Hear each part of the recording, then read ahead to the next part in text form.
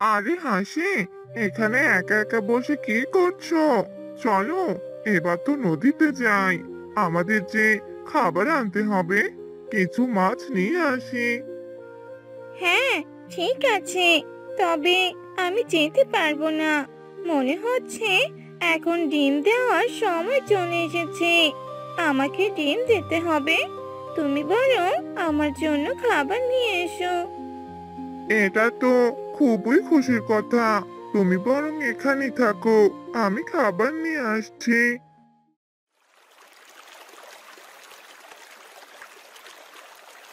মাছ ধরতে লাগলো আর বড় একটি মাছ পেয়ে নদীর উপরে গেল।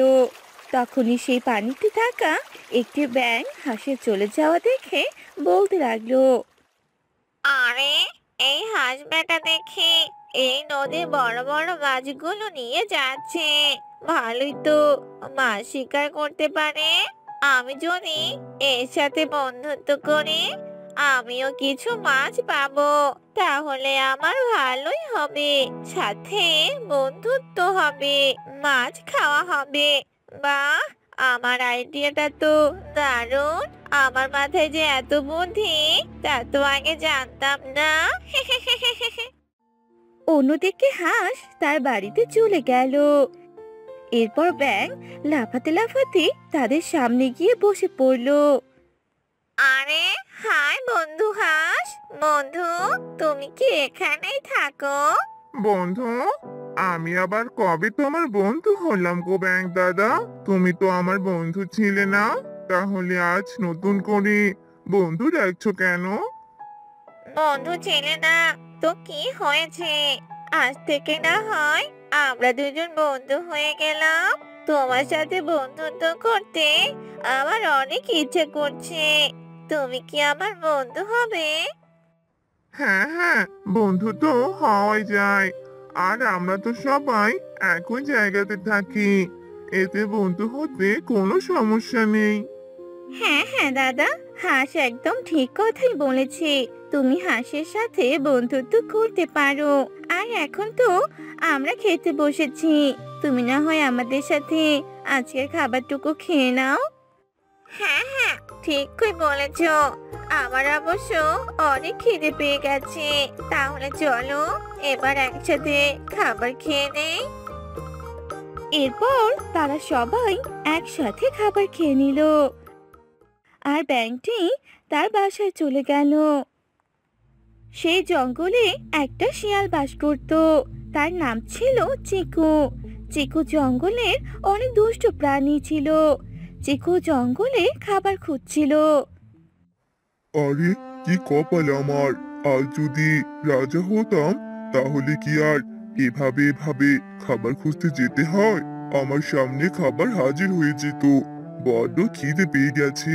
এবার তো আমাকে খাবার খুঁজতেই হবে। এই জ্বালা কি আর ভালো লাগে? এ কথা বলে দুষ্ট শিয়াল খাবার খুঁজতে লাগলো আর আশেপাশে তাকাতে লাগলো। অন্যদিকে হাঁসের বউ হাসি একটি ডিম দেয়। ডিম দেখে হাঁস বলে, কই গো দেখো, তুমি যে একটা ডিম দিয়েছো। তাহলে এত বছর পর তুমি আর আমি মা বাবা হতে চলেছি। আজকে দিনটা যে আমার কত ভালো লাগছে, তোমাকে বলে বোঝাতে পারবো না। হ্যাঁ, তুমি একদম ঠিক কথাই বলেছ। আমারও অনেক ভালো লাগছে। আজকের দিনটা আমরা কখনো ভুলবো না। তুমি এক কাজ করো, আজকের দিনের কথা সবাইকে বলে আসো। তারপর সবাই মিলে আজকের দিনটা পালন করব আর সবাই মাছ খাবো। হ্যাঁ, তুমি একদম ঠিক কথাই বলেছো। আমি বরং আমার বন্ধুদেরকেও এই খুশির খবরটা জানিয়ে দিয়ে আসি। এ কথা বলে হাঁস নদীতে গেল, যেখানে হাঁসের বন্ধু ব্যাঙ ও অনেক প্রতিবেশী ছিল। সবাইকে একত্রিত করলো আর সবাইকে খুশির খবরটি জানিয়ে দিল। এরপর হাঁস বলল, হ্যাঁ বন্ধুরা, আর তাই আজকের এই দিনটা আমরা সবাই অনেক ভালোভাবে কাটাবো। তোমাদের সবার আমার বাড়িতে দাওয়াত থাকলো, মাছ খাওয়ার দাওয়াত। ও এটা তো দারুণ খবর। অনেক ভালো লাগছে তোমার খবরটা শুনে। আর এমনিতেও আজকে আমার খাবার খোঁজার কোনো ইচ্ছে ছিল না। তোমার বাড়িতে দাওয়াতের কথা শুনে অনেক ভালো লাগলো হাঁস। তাহলে আজ রাতেই তোমরা সবাই আমার বাড়িতে চলে আসবে। এ কথা বলে হাঁস বাড়িতে চলে যায় আর নদীতে নেমে সবার জন্য বড় বড় মাছ খুঁজে নিয়ে আসে। কারণ হাঁস মাছ ধরতে অনেক ভালো পারতো, তাই কিছুক্ষণের মধ্যেই সে অনেকগুলো মাছ ধরে ফেলে আর বাড়িতে নিয়ে আসে। রাত যখন হয়ে যায় তখন সবাই হাঁসের বাড়িতে চলে আসে। হাঁস তখন সবাইকে মাছ খেতে দেয়। আরে বাহ, কি দারুণ খেতে লাগছে। আমার তো দাওয়াত খেতে খুবই ভালো লাগে। দাওয়াত খেতে এসে ভালোই লাগছে। চলো চলো, এবার তো চলে যাই। এ কথা বলে সবাই সেখান থেকে চলে গেল। এভাবে হাঁসদের দিনকাল যাচ্ছিল। একদিন সকালবেলা শিয়াল জঙ্গলের রাস্তা দিয়ে হাঁটছিল আর হাঁস ও হাঁসের বাসা দেখতে পেল। তখন শিয়াল মনে মনে ভাবতে লাগলো, আরে, ওই তো হাঁসদের বাসা দেখতে পেলাম। যদি একটা হাঁস ধরে খেতে পারতাম, আমার পেটটা অনেক শান্তি পেত। হাঁসদের এবার থেকে খেয়াল রাখতে হবে। তারপর সুযোগ বুঝে একটা হাঁস ধরে ফেলবো, তারপর মজা করে খাবো।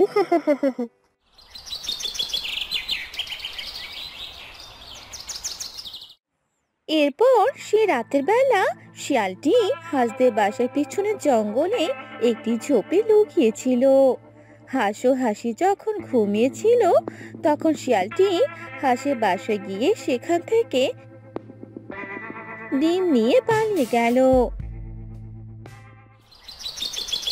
পরদিন সকালবেলা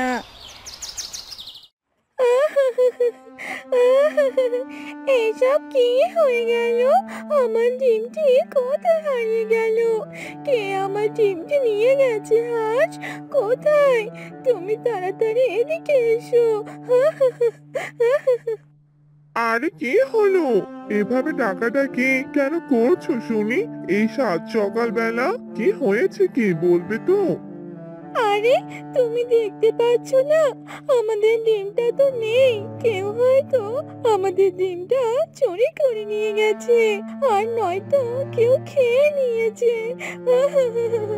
এই ডিমের ভেতরে যে আমার বাচ্চা ছিল।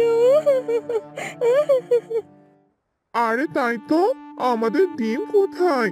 কাল রাতেও তো ডিমটা সাথে ছিল। তাহলে ডিমটা সকাল হতে কোথায় চলে গেল? শুনেছিলাম সবার ডিম হারিয়ে যায়, আর আজকে না আমাদের ডিম হারিয়ে গেল। আমার ডিম, আমার কতদিনের স্বপ্ন, সব শেষ হয়ে গেল। আমি মা হতে চেয়েছিলাম, আর আমার ডিমটা কিনা হারিয়ে গেল। আরে, তুমি এভাবে কেঁদো না তো। কাঁদলে তো আর আমরা ডিমটা খুঁজে পাবো না, তাই না? যা হবার তো হয়ে গেছে।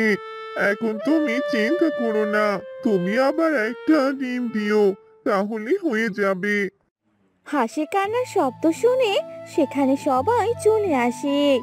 সাপ, ব্যাঙ, কচ্ছপ সবাই এসে হাসু হাসিকে বলতে লাগলো, আরে, কি হলো? তোমরা এইভাবে কান্নাকাটি কেন করছো? কি হয়েছে বলো আমাদের। এরপর হাঁস তাদেরকে সব কথা জানিয়ে দেয়।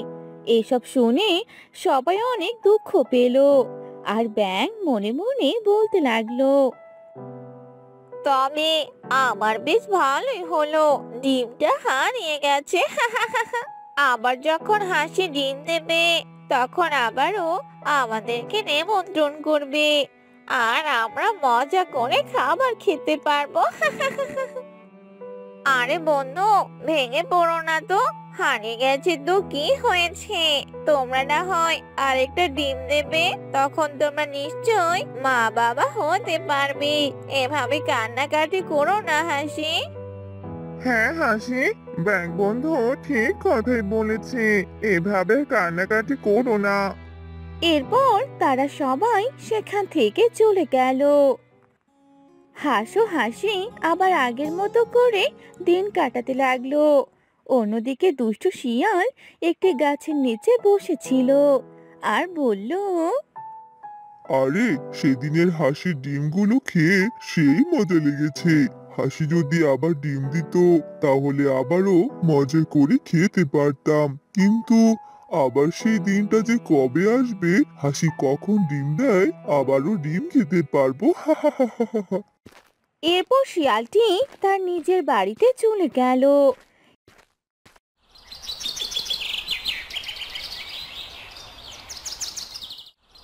এভাবে বেশ কয়েকদিন কাটার পর হাসি আবারও ডিম দিল। তবে এবার একটি নয়, দুটি ডিম দিল। ডিম দেখে হাসু হাসি ভীষণ খুশি হয়ে গেল। এবার হাসি ভাবলো সে ডিমগুলোকে একা রেখে কোথাও যাবে না। হাসি ও হাঁস কথা বলছিল। হ্যাঁ হাসি, এবার কিন্তু তোমার ডিমের উপর খুব নজর রাখতে হবে। এবার যেন ডিম কোথাও হারিয়ে না যায়। আমরা এবার মা বাবা অবশ্যই হতে পারবো। তুমি বরং আজকে থেকে ডিমে তা দেওয়া শুরু করে দাও। হ্যাঁ, তুমি একদম ঠিক কথাই বলেছ। তুমি আর এবার কোনো চিন্তা করো না। আমি সবসময় ডিমের উপর খেয়াল রাখবো আর ডিমে তা দেওয়া শুরু করব। হাসি, তুমি বরং ডিমে তা দিতে শুরু করো। আমি তোমার জন্য খাবার নিয়ে আসছি। এখন তো সবসময় তোমাকে ডিমে তা দিতেই হবে। হ্যাঁ হ্যাঁ, ঠিক আছে। তুমি বরং আমার জন্য খাবার নিয়ে আসো। এই সময় আমার প্রচন্ড খিদে পায়। এরপর হাঁস সেখান থেকে নদীতে চলে গেল মাছ ধরার জন্য।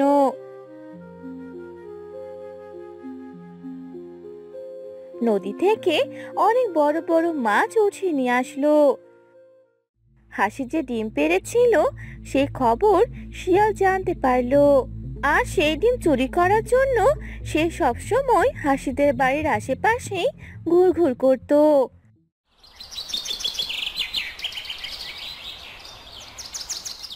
আর একদিন যখন শিয়াল হাসির ডিম চুরি করতে যাচ্ছিল, তখন হাসিদের বাসার সামনের গাছের ডালে একটি কাক বসেছিল। আর সে কাক শিয়ালকে ডিম চুরি করতে দেখে ফেলে। ও, তাহলে এই ব্যাপার। এই শিয়াল বেটা তাহলে হাঁসের ডিম চুরি করে নিয়ে যায়। কিন্তু এখন তো আমি ওদের কোনো সাহায্য করতে পারবো না। কাল সকাল হলেই আমি হাঁস আর হাসিকে সব কথা জানিয়ে দেব। আর শিয়াল সেই রাতে দুটো ডিম সেখান থেকে নিয়ে যায় আর ডিম দুটো খেয়ে ফেলে।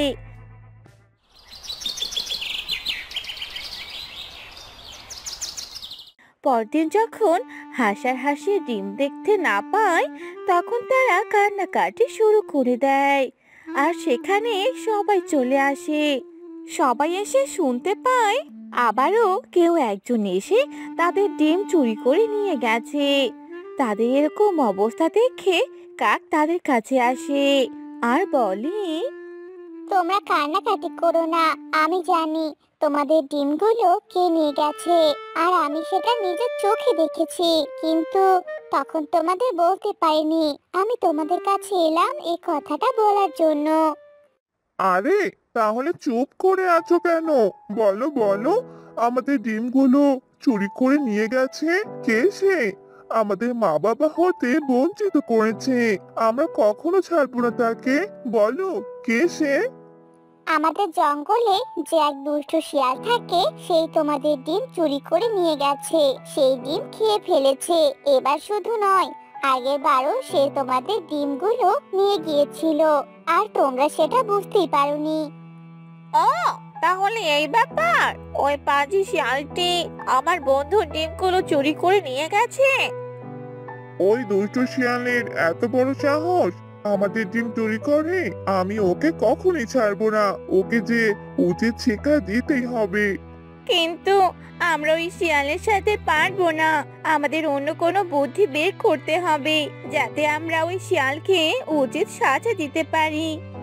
এরপর তারা সবাই মিলে একটি বুদ্ধি করলো যে কিভাবে শিয়ালকে উচিত সাজা দেয়া যায়। এরপর সেখানে থাকা কাকটি দূরের এক জায়গায় গিয়ে পাথর নিয়ে এলো আর হাসির জায়গাতে রেখে দিল। আর একদিন শিয়ালটি দেখতে পেল হাসি দুটো ডিম দিয়েছে। সেগুলো তো ডিম ছিল না, সেগুলো পাথর ছিল। এই সুযোগ, হাসি যে ডিম দিয়েছে, ডিমগুলো খেতে যা দারুণ। হাসি ডিম খেয়ে আমার শরীরটা বেশ চাঙ্গা হয়েছে, অনেক শক্তি পেয়েছি। এবার আবারও যদি ডিম খাই তাহলে তো অনেক ভালো হবে। শুধু রাতের অপেক্ষা করা বাকি। রাত হলে আবার হাসির ডিমগুলো চুরি করতে যেতে হবে। এভাবেই সেই দিনটা সবাই অপেক্ষা করলো।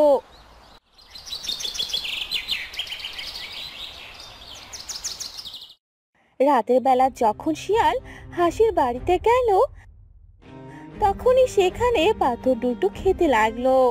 আর শিয়ালের দাঁতে অনেক ব্যথা পেল। শিয়ালের দাঁত পড়ে গেল আর শিয়াল চেঁচিয়ে উঠলো। ওরে বাবা রে, ওরে মা রে, এ কি হলো রে?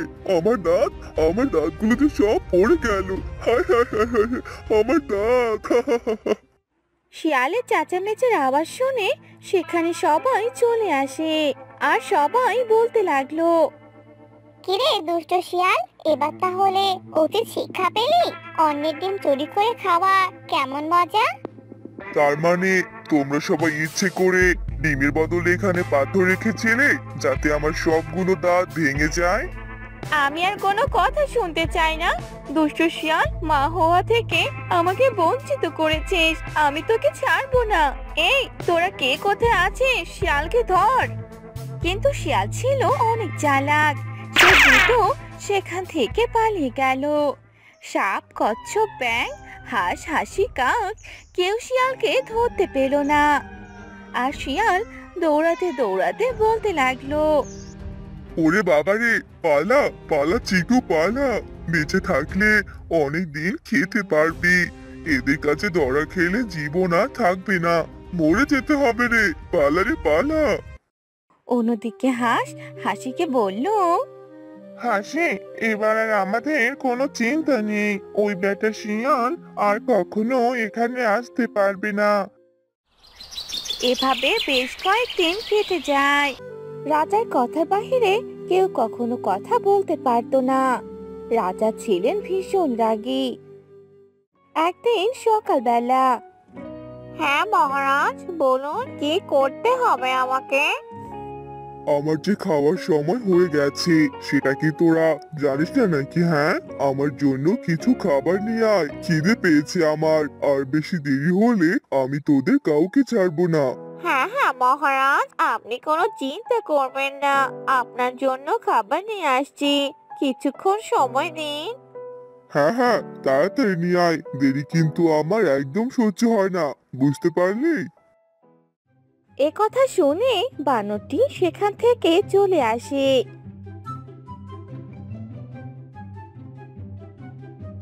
বানরকে এমন তাড়াহুড়া করতে দেখে সাপ তার গর্ত থেকে বের হলো আর বানরকে বলল, আরে ও বানর দাদা, হলো কি আজকে তোমার? এভাবে এত তাড়াহুড়া কেন করছো শুনি? কারো ভয়ে পালাচ্ছ নাকি? হ্যাঁ, জঙ্গলে রাজা সিংহ হলে আর কারো ভয় আছে নাকি? রাজার ভয় তো পাচ্ছে।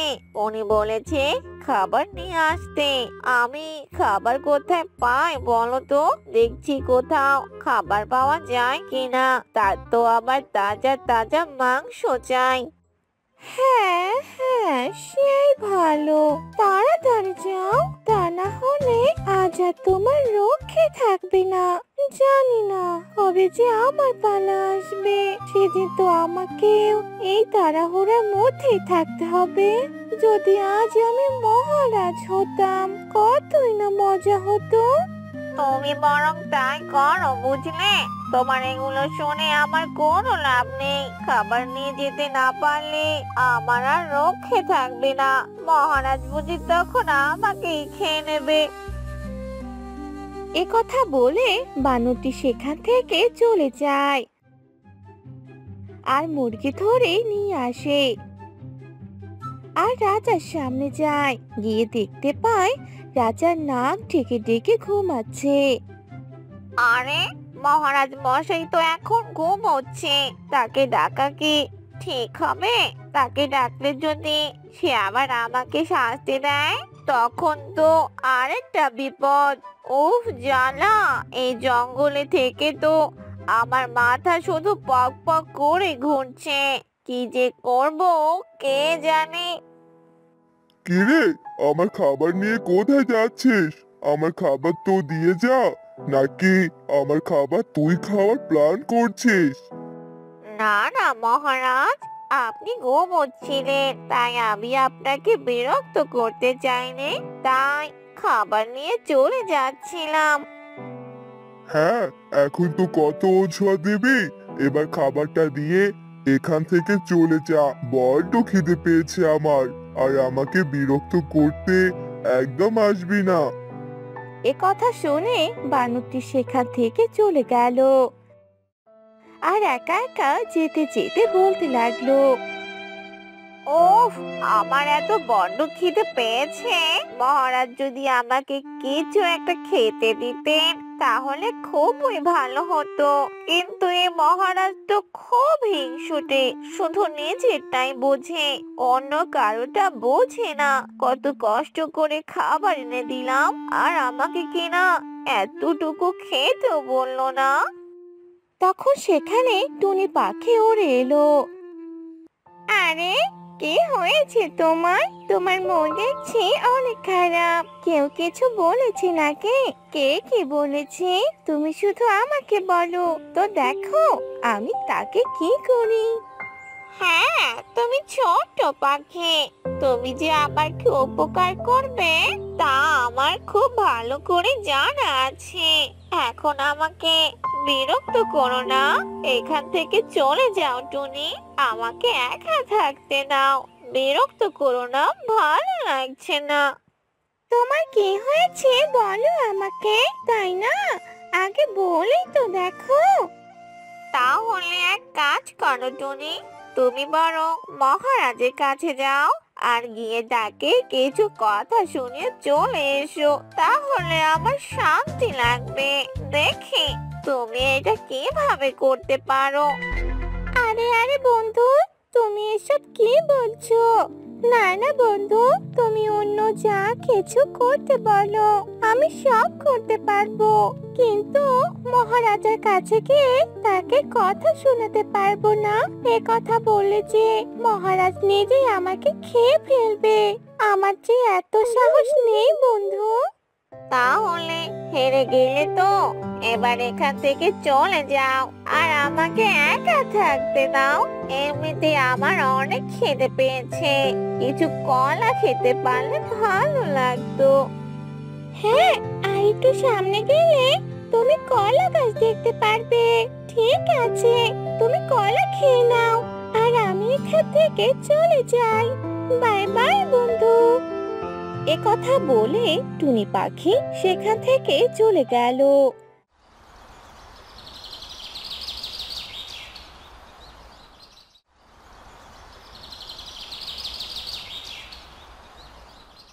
পরদিন সকালে সবাই মহারাজের সামনে উপস্থিত হলো আর মহারাজ সবাইকে বলতে লাগলো, আমি এতদিন তোমাদের অনেক বিরক্ত করেছি, অনেক কষ্ট দিয়েছি। তবে এখন আমি একটু অসুস্থ, তাই আমি আমার মা বাবার কাছে ফিরে যেতে চাই। তবে বেশি দিন নয়, শুধু কিছুদিনের জন্য যাব, এরপর আবার ফিরে আসবো। এ কথা শুনে সেই জঙ্গলের সবাই অনেক খুশি ছিল। তখন সিংহ মহারাজ বলল, তবে আমি তোমাদের মাঝে কোনো একজনকে মহারাজ বানাতে চাই, যে হবে এই জঙ্গলের রাজা আর জঙ্গলে দেখাশোনা করবে, যেমনটা আমি করেছিলাম। আমি রাজা হব। না না, রাজা আমি হব। আমি রাজা আমি হওয়ার যোগ্য। আর আজ আপনি আমাকে রাজা করবেন, তাহলে এই জঙ্গল সুরক্ষিত থাকবে। আমার বুদ্ধি দিয়ে জঙ্গলকে সুরক্ষিত রাখার চেষ্টা করব। আমি তাকে রাজা করব যে এই জঙ্গলকে সুরক্ষিত রাখবে, আর যে এই রাজা হওয়ার যোগ্য, যে প্রতিটা প্রাণীর খোঁজ খবর নিতে পারবে। নিজে যে আমাদের কত খোঁজ খবর রেখেছে সেটা আমরা ভালো করে জানি। আমাদের দিয়ে কাজ করে নিয়েছে, আর এখন বলছে খোঁজ খবর নিতে পারবে। আমি তোমাদের কিভাবে খোঁজ খবর নিয়েছি সেটা তোমরা কখনোই জানো না, কিন্তু এখন আমি অনেক অসুস্থ। আমার মা বাবার কাছে যাওয়া উচিত, তবে তাদের কাছে যাওয়ার আগে আমি তোমাদের একজনকে রাজা করে যেতে চাই। কিন্তু এভাবে কে রাজা হবে? কারণ আমরা সবাই রাজা হতে চাই। আমরা তো একজন আরেকজনের প্রতি প্রতিদ্বন্দ্বিতা করছি, তাহলে রাজাটা হবে কে? তোমরা সবাই রাজা হবার লড়াই করছো, তবে এই লড়াই না করে তোমাদের মন মতো যে কোনো একজনকে রাজা বানিয়ে দিতে পারো। আর তা যদি না করো, তাহলে আমি রাজা হবার লড়াইয়ের জন্য প্রতিযোগিতা করতে পারি। যে জিতবে সেই হবে রাজা। প্রতিযোগিতা? এ কেমন প্রতিযোগিতা? আমরা কি করে প্রতিযোগিতায় অংশগ্রহণ করব? না না, এসব প্রতিযোগিতার কোনো দরকার নেই। আমি রাজা হতে চাই না, আর প্রতিযোগিতায় অংশগ্রহণ করতে চাই না। তাহলে তোমাকে অংশগ্রহণ করতেই হবে না হাতি দাদা। তোমার রাজা হওয়ার কোনো দরকার নেই। রাজা তো আমি হতে চাই। তোমরা কেন আমাকে রাজা বানাচ্ছ না? আমাকে রাজা বানালেই তো হয়। তাদের মাঝে রাজা হবার লড়াইয়ের ঝগড়া লেগে যায়। সবাই বলতে থাকে, আমি রাজা হব, আমি রাজা হব। কিন্তু সেই সময় হাতি কোনো প্রকার কথা বলে না, কারণ হাতি বলেছে একজন রাজা হলে চলবে। তাই জন্য সে চুপ হয়ে থাকে। অন্যদিকে সেখানকার সবার কথা কাটাকাটি দেখে সিংহ মহারাজ বলে, তোমরা সবাই এবার চুপ করো। তোমরা একজন অন্যজনের প্রতিদ্বন্দ্বিতা করলে কেউ কখনো রাজা হতে পারবে না। রাজা তো তাকেই হতে হবে যে সবার থেকে ভালো। আমি এই জঙ্গলের রাজা কে হবে সেটা ঠিক করে ফেলেছি। রাজা? কে হবে সেই রাজা?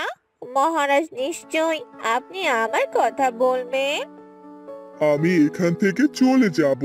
আমি রাজা তাকে বানাবো যাকে আমার পছন্দ হয়েছে, আর সেই হলো হাতি। আমি হাতিকে এই জঙ্গলের রাজা বানাতে চাই, কারণ তোমরা দেখেছো তোমাদের সবাই যখন রাজা হবার লড়াই করছিলে তখন হাতি চুপ করে বসেছিল, কারণ সে কোনো প্রতিদ্বন্দ্বিতা চায়নি। আমি হাতিকে জঙ্গলের রাজা করতে চাই, আর আমি যতক্ষণ না এই জঙ্গলে আসছি ততক্ষণ হাতি তোমাদের দেখাশোনা করবে। এইসব আপনি কি বলছেন মহারাজ? এতজন থাকতে আপনি হাতিকে কেন রাজা করলেন? রাজা তো আমি হতাম, তাই না? হাতি হলো তোমাদের সবার থেকে বড়। হাতি বুদ্ধিমান, আর হাতি কোনো লড়াই পক্ষে ছিল না। আমি এবার চলে গেলাম। আমি সুস্থ না হওয়া পর্যন্ত আর এখানে আসা না পর্যন্ত তোমরা সবাই হাতির কথা মতো চলবে, আর সবাই ভালো থাকবে। এ কথা বলে সিংহ মহারাজ সেখান থেকে চলে গেল।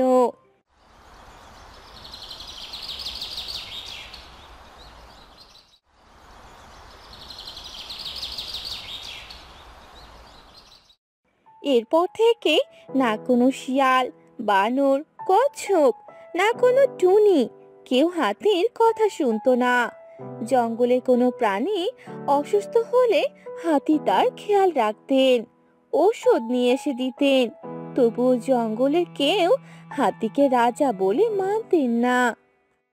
এই জঙ্গলে তো কেউ আমাকে রাজা হিসাবে মানছে না, কিন্তু আমি তো রাজা হতে চাইনি। আর আমি এখন নিজেকে রাজা মনে করি না। আমি তো সবার ভালো করতে চাই, সবাই যেন ভালোভাবে দিন কাটাতে পারে।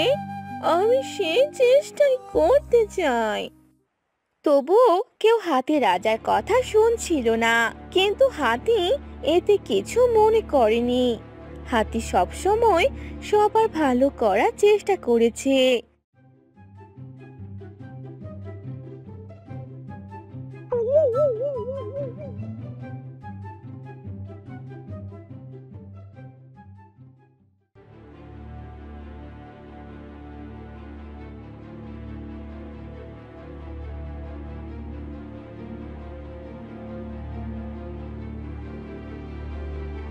মিচকে শিয়াল, তোর সাহস কি করে হলো আমার গুহা থেকে খাবার নিয়ে গিয়ে খাওয়ার? আমার খিদে পেয়েছিল, তাই আমি খেয়েছি। এই জন্য তোকে বলতে হবে নাকি? এখন আর রাজা নেই যে আমি ভয় করব। আমার যেখানে মন চায়, যা খেতে মন চায়, আমি তাই করব। আমাকে বিরক্ত করতে আসিস না বাঘ। ভুলে যাস না মিচকে, আমি তোর মামা হই। তুই আমার সাথে এভাবে কথা বলছিস? এখন আর আমি কাউকেই মামা মনে করি না। এখন আমি নিজেই 100।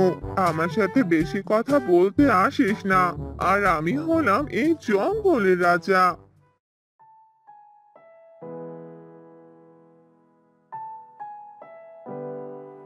আরে, কে হয়েছে? তোমরা এভাবে ঝগড়া কেন করছো? পরিবেশটা নষ্ট করছো। শিয়াল, তুমি তোমার গুহায় চলে যাও। আর বাঘ, তুমিও চলে যাও। আমি কারো কথা শুনতে চাই না হাতি, পারবো না। আমাকে আমার মতো থাকতে দাও। আর আমি নিজেকে রাজা মনে করি। কারো কথা শোনার মতো সময় আমার কাছে নেই। এই তোমরা সবাই চলে যাও এখান থেকে। আমাকে রাজা মনে করার কোনো দরকার নেই শিয়াল। আমি রাজা হতে চাই না, কিন্তু আমি তোমাদের জঙ্গলে সবার থেকে বড়। এতটুকু তো সম্মান করতেই পারো আমাকে, তাই না? ভেবেছিলাম আমি জঙ্গলে রাজা হব, আর মহারাজ কিনা তোমাকে রাজা করে দিয়ে চলে গেলেন। আমি তোমার সাথে কথা বলতে চাই না। এই সবাই এখান থেকে চলো, চলো সবাই। এরপর তারা সবাই সেখান থেকে চলে গেল। সবার কথা শুনে হাতির ভীষণ মন খারাপ হলো। এরপর হাতি কারো সাথে কোনো প্রকার কথা বলল না। সবাই যে যার মতো করে চলতে লাগলো। কিন্তু এরপর থেকে সে জঙ্গলের একজন অন্যজনের প্রতি ঝগড়া বিবাদ লেগে থাকতো।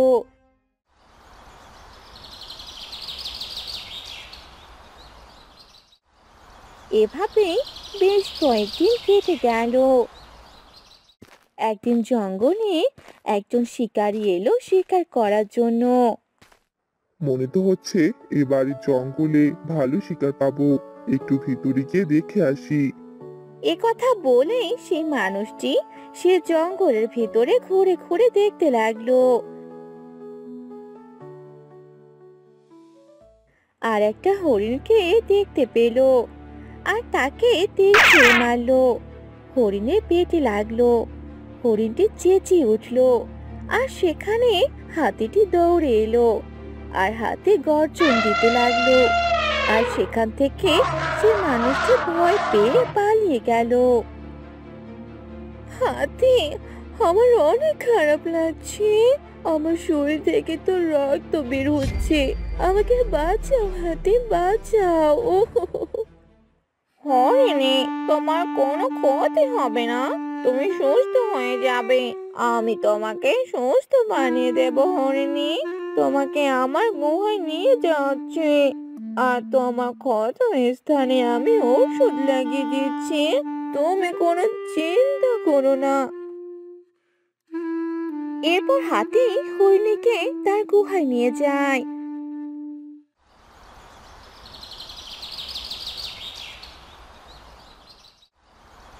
2-3 দিন কেটে যাওয়ার পর হরিণী একদম সুস্থ হয়ে যায়। হরিণী বুঝতে পারে হাতি আসলেই অনেক ভালো, আর সে রাজা হওয়ার যোগ্য। আমি দুঃখিত হাতি, আমি সবার জন্য তোমাকেও রাজা হিসাবে মেনে নিইনি। বুঝতে পারছি যে তুমি আসলে রাজা হওয়ার যোগ্য। এই জঙ্গলে কেউ আমাকে বাঁচাতে আসেনি, অথচ তুমি আমাকে বাঁচিয়ে তুললে। আস্তে আস্তে সে জঙ্গলের সবাই বুঝতে পারে এরকম আচরণ করা তাদের একদম উচিত হয়নি। একজন রাজা থাকা অবশ্যই উচিত, তা না হলে জঙ্গলের সবাই ভালোভাবে থাকতে পারবে না।